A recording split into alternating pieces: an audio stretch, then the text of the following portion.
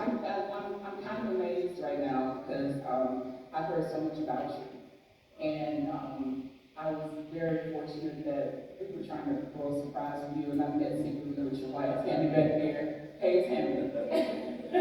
And it just wouldn't work out because we're not good at surprises, but we're here, and special thanks to Tank as well.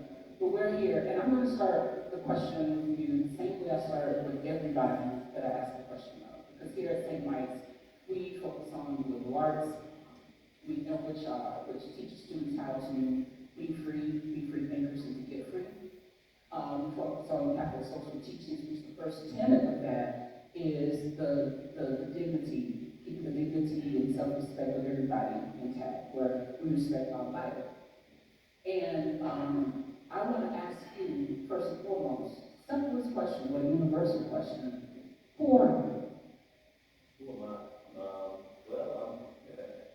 I was born in Detroit, Michigan, son of a Baptist preacher, who, like everybody else during those times, the families in Detroit worked in most of the automobile factories.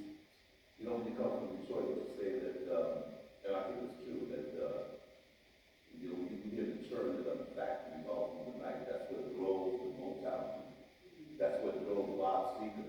That's what drove Grand Funk. That's what drove Alice Cooper. That's what drove Iggy Pop. That's what drove all of those great blues jazz artists that came from Detroit. I was fortunate to grow up in Detroit because it was such a melting pot of music. And the great thing about it is that we knew that there was a racial divide all over the country at the time. I mean, how could you not know that living in the early 60s? But somehow in Detroit, the music seemed to cross all of those divides.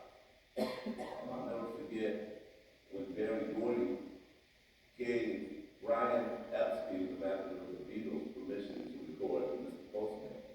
And that was one of the biggest musical news or musical rumors, the kind of chat boxes that we had at the time.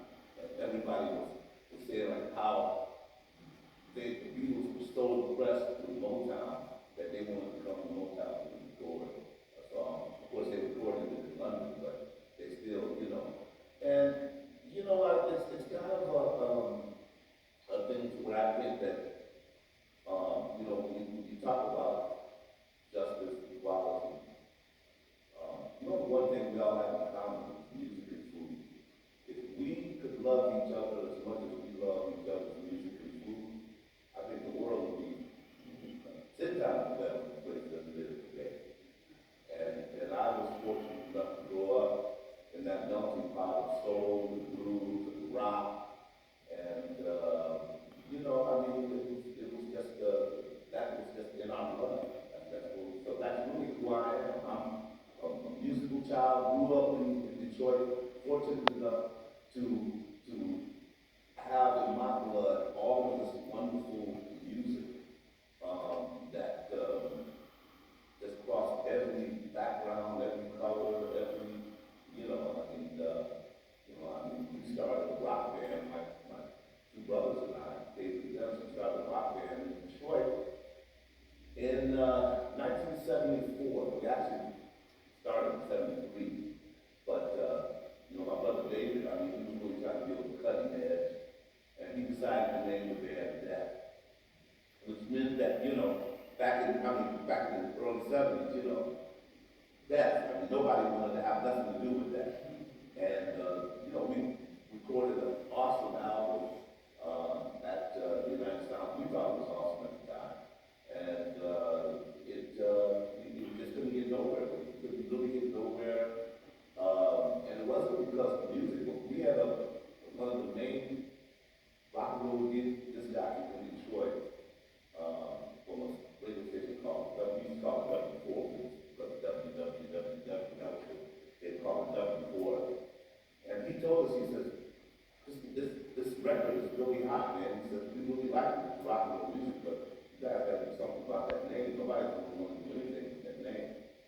And, you know, I mean, us recording this music, we had looked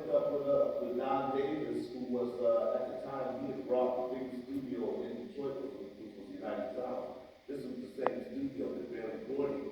When you hear all those orchestra sounds on the Motown records, that's where he recorded those orchestra sounds. It was the only studio big enough in Detroit to, to be able to accommodate a whole full orchestra. And we recorded, but Don Davis was the guy who came from Stax Records in Memphis, and he wrote songs for Johnny Taylor. He worked with Isaac Hayes and Sam and Dave, and he moved to Detroit. And everybody thought Berry Gordy would buy United Sound, but it happened to be Don Davis. And he set up a company called Uhuru Productions. Signed up George Clinton and the Funkadelics, and the Dramatics, and a bunch of other artists. And Don Davis was shopping music to all of the major markets, New York, Memphis, everywhere. You could get these master tapes, record them at 9,000, and then take them around the country. And one of the guys who was happy to have been working with at the time was Clyde Davis, who at the time was president of Arista Records. And Clyde Davis, if some of you older people here might remember a song called "You Don't Have to Be a Star to Be in My Show," recorded by Billy Davis from Maryland.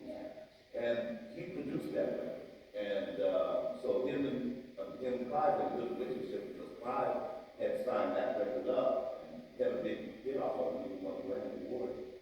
And what happened was Don Davis was taking his tape to New York. Clyde Davis heard one of the death tapes, and he said, "Wow, this is really good." And he told Don Davis, he said, "I might want to work with this band." And then Don Davis told him the name of the band. And he said, "No," he said, "they would have to change that name. I can't do anything with it."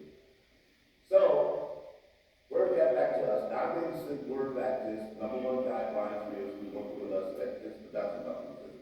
You tell the guys that they might want to consider changing the name because Clyde Davis likes his music, but he doesn't like the name. My brother David was, they say he was punk rock before his time. We didn't know what that meant. We wasn't trying to do punk rock. We were just trying to do hard rock and rock and roll. We just wanted to be like Alex Cooper, Iggy, like all the great Detroit rock bands that we saw. And David told Brian, he says, "Listen, you send back the message to New York, tell Clyde Davis to go to hell." That sent us on a whole nother trajectory of being rejected because now we lost, all connections with our production company because Don Davis, who had big business with Clyde Davis, did not want to be bothered with this at all. So we ended up being down and out, broke in Detroit, 1976, which is when I met my wife Tammy about a couple years earlier in high school. And we just had a relative who lived right here in Burlington. And he actually lived in Essex. And he said, "Look, why don't you guys just come and get away for a while and figure out what you're going to do?" I have this great place called New England. And he was like, "New England, because what are you talking about New England? What they do with the old, And so we came, and we were still wanting to be the death band. And we tried to be the death band, and we put up posters and everything, and the cops thought that we were bringing a gang here. So they told us that, that they took down all of our posters and brought them right to our doors, and we don't do gangs here. And so we're like, "Wait a minute, man, we're a rock and roll band, right?" And so we got the same rejection here that we did in Detroit. Long story short, my brother David wanted to move back to Detroit. He did move back to Detroit. He wanted to bring all of us with him. We had begun to start a family. My brother Dennis and I, my wife Karen was pregnant with my first child.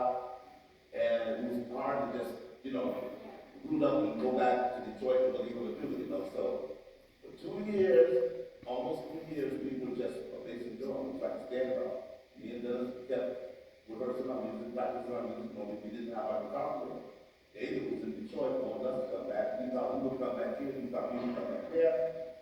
For 2.5 years, we were just basic drum. And we met a gentleman by the name of Jay Strawwood, who are affiliation with the University of Vermont. And Jay had, at the time, was bringing reggae music, where he brought Bob Marley here in 1981, right before Marley died. And we brought Peter Tosh and a number of other people. And I was kind of working with Jay, doing some, just some promotional stuff with him and maybe some technical stuff.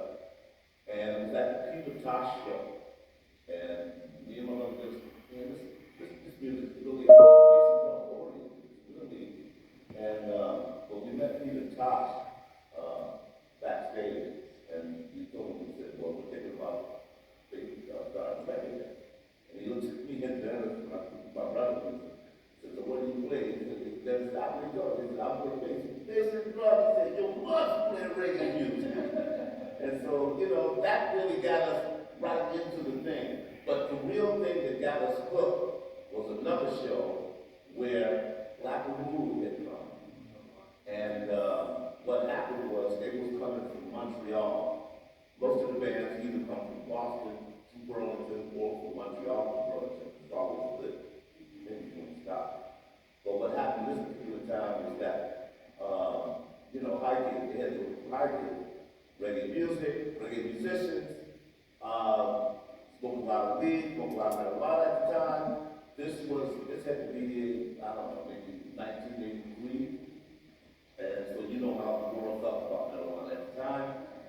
Mykal Rose, when they went through all of their stuff at the border, Mykal Rose had 4 pounds of marijuana.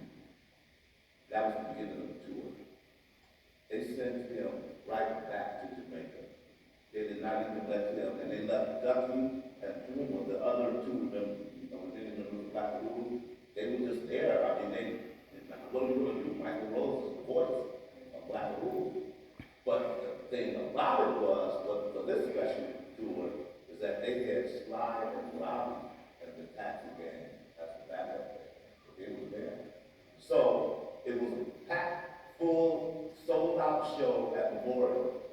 And I'll never forget Jay, because we joked to this very day about it. Jay was like, I don't think a man having a baby with his wife having a baby, if she's having triplets, could not be more on news and pins than Jay's that day.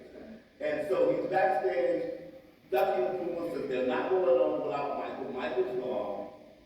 So Sly and Bobby and the taxi gang did the whole show.